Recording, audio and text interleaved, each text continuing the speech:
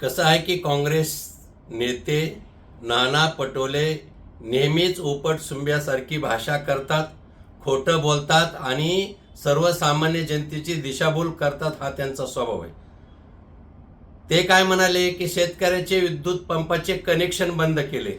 या राज्यात एकाही शेतकऱ्याच्या शेतीचं विद्युत पंपाचं कनेक्शन बंद केलेलंच नाही.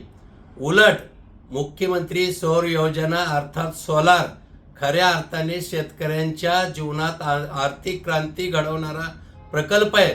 आज शेतकऱ्यांना दिवसा लाईट सोलारमुळे मिळते.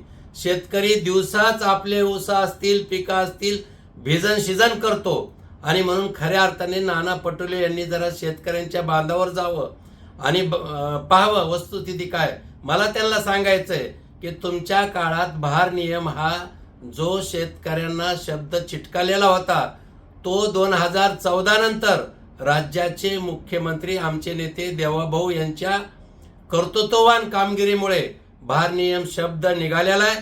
भर उन्हाळ्यात शेतकऱ्यांना आज विद्युत पुरवठा सुरळीत मिळतो, हे पटोलेंनी लक्षात घ्यावं.